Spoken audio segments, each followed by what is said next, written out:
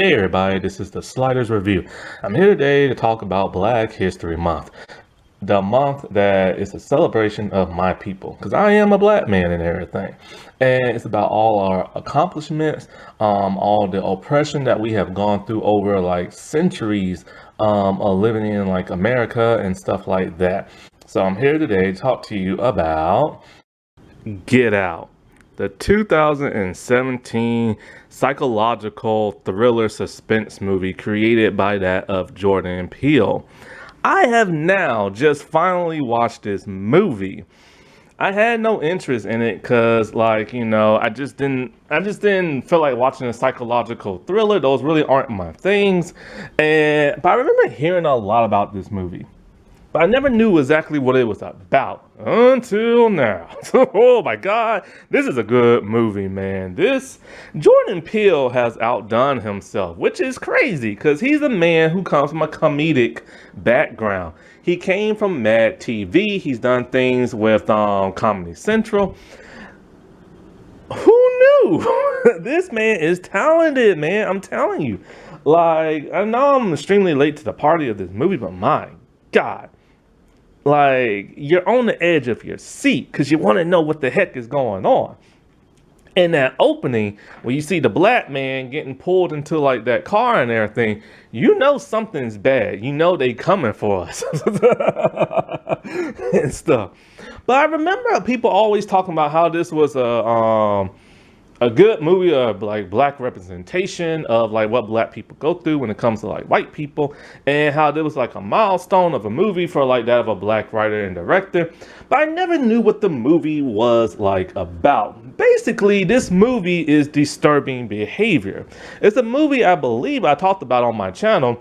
But Disturbing Behavior is not a very good movie. It was a movie of its time, trying to be like, adventurous and like rock and roll and everything like that. Where like in the ending of the movie, all of a sudden the dude's just riding on a dirt bike trying to look cool.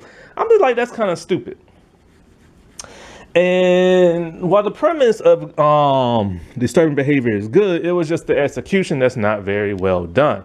But Get Out is just disturbing. Like, I love the title, and the title really like hits you, just like get out. Like, why? Get out of what? You know what I'm saying? And then you watch the movie and you realize what's going on. But the craziest thing about this movie is the parallels to the real world when it deals with black and white people. Like, basically what the movie is about is this. It is about an interracial couple. Daniel Kaluuya and Allison Williams, or Williamson, no, Williams, that's it. They play an interracial couple. They play Chris and Rose. And so they're going to Rose's family home and I think in like the South or something like that. And she tells him, she's never had a black boyfriend before, and he wants to know, yo, look, is your family gonna be cool with me? Cause I never met them. And that is a very big thing when it comes to a lot of interracial couples, especially when, interracial dating started, because blacks and whites didn't get along and there was no interracial dating. And so even though there is a lot more now, you still gotta be cautious when you meet like the family and stuff, because not a lot of family like for their kids to date somebody of another race. And like I remember I was friends with this one girl in high school, and me and her used to walk home from like school instead of catching the bus. No, wait, we did catch the bus. But I would always get off at her stop, and we would walk and talk and stuff like that. Or sometimes we would just like walk back from school, and and I'll stop by her place, not go in her place, but I'll stop like where her home was at, and then I'll say goodbye, and then she'll leave. And she was white, I'm black, and I'm a big hugger. Like, I hug my friends, stuff like that. And me and her have always hugged before. We never had a relationship. We never dated, nothing like that. So it was never that kind of relationship. Just like a friend, like just as platonic as could be, you know what I'm saying? And she told me when we get to like my house, you can't hug me and stuff, because if my dad sees, he will freak out because you're black. And this was like probably like early 2000s, like 2001. So right before I went off to college and stuff. I was still in high school. And I'm thinking to myself, wow, there's still racism in like the world and stuff like that, or at least in America. Like that was just like so uncanny to me, because growing up I didn't experience that much racism and stuff. And it was like really a telling thing where it was like, there are some people who just can't leave that disgusting behavior back. So this is why Chris is like weary of like, meeting her folks and stuff. Plus he's going to like a hick town. And so they get pulled over by like the cops and stuff like that. And she's the one driving, but he wants to see Chris's driver's license. And she keeps telling him straight up, look, Chris is not the one who was driving. I was driving. And Chris knew exactly what was going on. It was just another racist cop being a jerk and everything. And this is something black folks have to deal with on an everyday basis of life. And when we tell white people this stuff is going on, they don't want to believe us until we start getting shot. And then the whole Black Lives Matter protest starts happening. And then they start to get an idea of what people are going through, because now so much stuff is being recorded now. They didn't want to believe us before, but now they do because of video cameras on phones and stuff. And so I love the commentary on this. Very realistic without having to like shove it down like your throat and everything, which is something a lot of modern day television and movies don't know how quite to handle. I love the expression on Daniel's eyes and stuff whenever he's talking to people. He has a very disturbed but cautious look on his face. Like he's he's observing the situations around himself, you know what I'm saying? And that is great. That's great acting right there. And so when he meets her family, they're like really cool with him and stuff. And it's like, okay, cool, he's gonna have a good time. So what the heck is the point of this movie? Like, what is gonna happen? I know something bad is gonna happen, especially with the beginning of this movie. Then the brother shows up, and the brother looks like a hick racist type dude. But he acts stupid and dumb, but he doesn't act racist and stuff. But then you start to see the black people in the movie. And the black people in the movie are acting rather peculiar and odd. And it's like, why exactly? And so you don't know exactly why. But then you see this one black dude literally just running past, like, Chris and everything. And it's just kind of like, okay, like he's really excited for running and stuff. And then you see the black maid and everything like that, and then it's kind of like, geez, this family supposedly don't have a problem with like white people and everything, not white people, but black people and stuff, but yet they have all these black servants and everything. And so then I thought, okay, maybe it would be like one of those type of movies where he doesn't approve of that and, something like that. You know what I'm saying? Until that one black maid starts to act a little weird and everything. I forget exactly what she does. I did fall asleep a little bit in the movie. I kept rewinding, but I forgot the part where I stopped off at. But then something happened between those two. And it kind of freaked him out a little bit. But it's when he's hanging out with them at like a little party thing, and you see a bunch of like, the people in town, they're all white except for this one Asian guy. And they seem to be very fascinated with like black people. And so they start asking him questions, I guess, like, what's it like being black, or what is it like doing this? And he starts to get offended by these questions and stuff. So then he's all like, well, you can get the best answer from like this guy right here. He lives in your town. Why don't you ask him? And the guy, gives a very somber answer. But then Chris starts to realize something. He knows this guy from somewhere, but he doesn't know where. So he takes his picture, and the flash causes him to kind of freak out a little bit. And then I think the guy tells him to get out or something like that. Like, just get out. Like, take your stuff and leave. And Chris starts to realize, something's going on here. So he contacts his friend back home.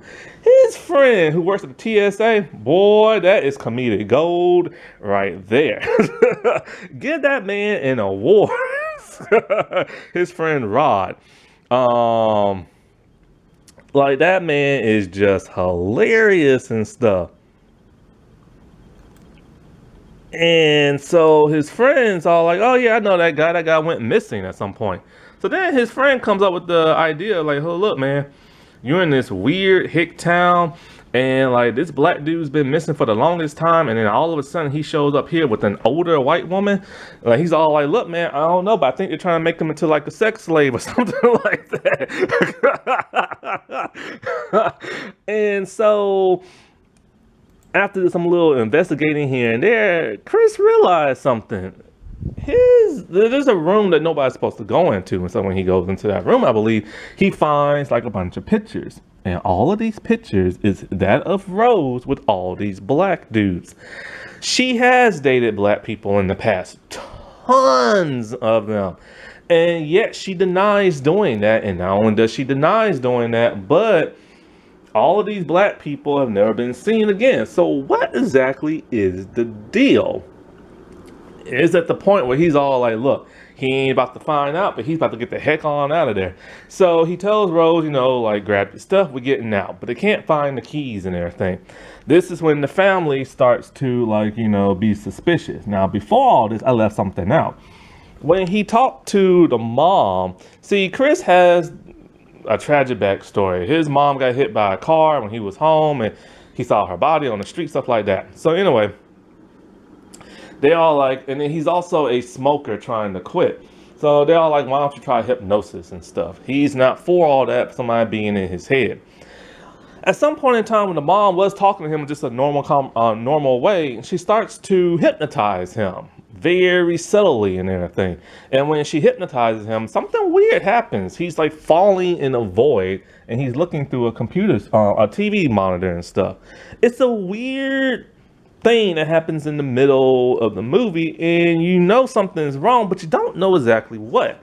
So then when we get back to him trying to escape, he's fighting with the brother, and he realized something.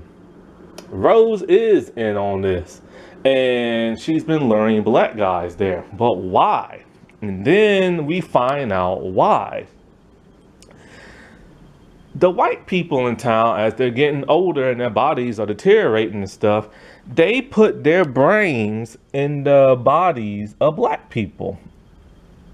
What? Personally, I would have never guessed that. It does take a weird, like, twist turn, but a very crazy sci-fi one at that. Like old school horror movies, you know what I'm saying? Like Twilight Zone type stuff. I assume what was going on was that what the white people were doing is that they don't like black people and the way black people talk, so they re-educate them in some kind of brainwashing kind of way to make them talk more proper, very something stepwives, you know what I'm saying? But they went this route, and it's crazy and cool, so why not? So he's the next test subject, and all the people who's been getting their brains swapped and everything, those are Rose's family members, her grandfather and grandmother. Now, why they didn't do this to the Asian man, I wonder? Who knows? I guess because, they wanted to show the animosity towards like whites and black. Now, when the one dude wants his eyes and everything like that, and that one dude who kept running, the running guy was the grandfather. So at some point he did watch some video at what like her family members have been doing and stuff like that. And the real interesting thing about that is like, this is also great commentary on how white people seem to think black people are superior in sports because of their ancestors. White people, especially back in the day, assumed that all black people can run very quickly. Why? Because of our ancestors who were slaves who ran from their slave owners and stuff. I remember I was in middle school and the art teacher took us all outside for whatever reason. And we're all sitting outside and we're all talking. And something came up about sports and somebody running, and she's all like, oh, you'll be good at running, won't you? I'm just like, why the heck did she say that for? And I knew it was because of like ancestors and stuff. It is one of the most disgusting things ever to assume that all black people are good at sports because our ancestors was good at doing hard labor, making their muscles strong by picking cotton and like all kind of building crap. Thank you for building the White House. You should thank us black people for that and stuff.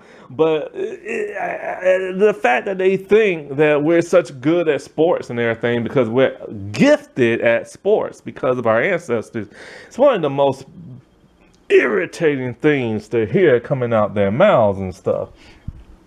This is about as bad as that one dude in Florida trying to rewrite black history and talking about how black people today benefited from their ancestors being slaves. What did I benefit from? What?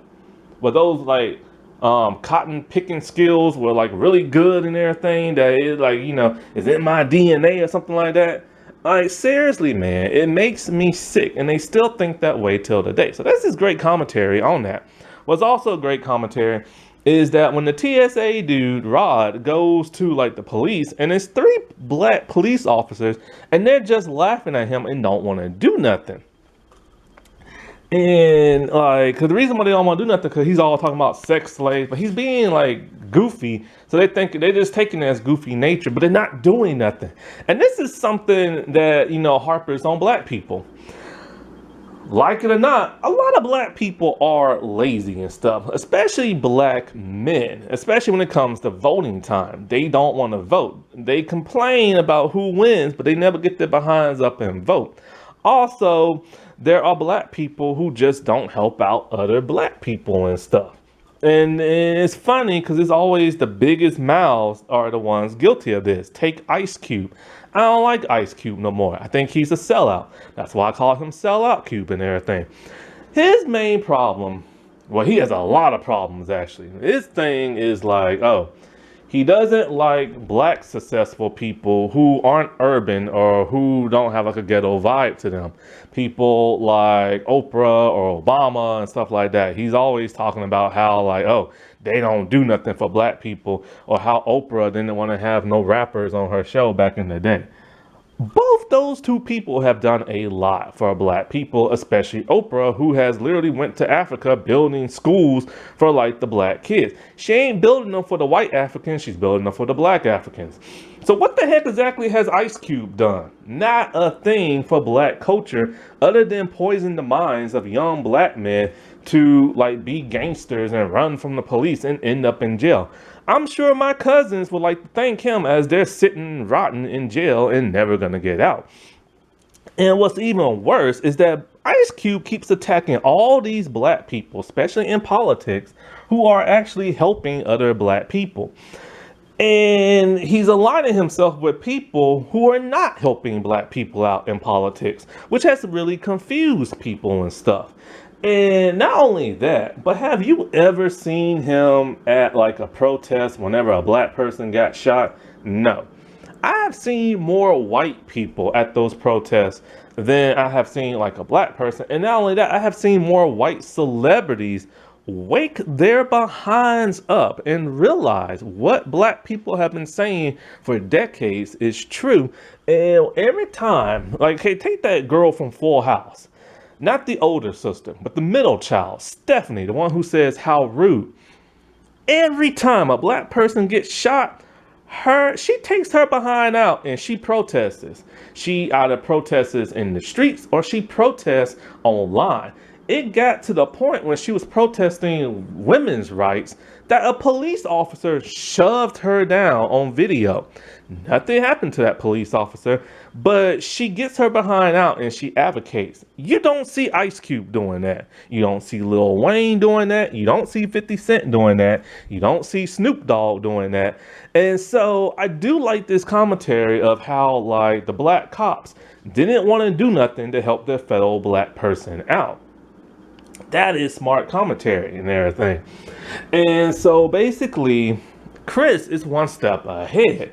He outsmarts the white family by putting like, cotton balls of all things in his ears so he doesn't have to hear the chiming and the brainwashing stuff. He fights his way through and he hops in the car and he drives off. But here comes his crazy girlfriend. They fight and everything. And all of a sudden, her grandfather comes up. He's the one who runs really fast because it's like weird. You see these white people They don't support black people, but they will support us when it comes to sports.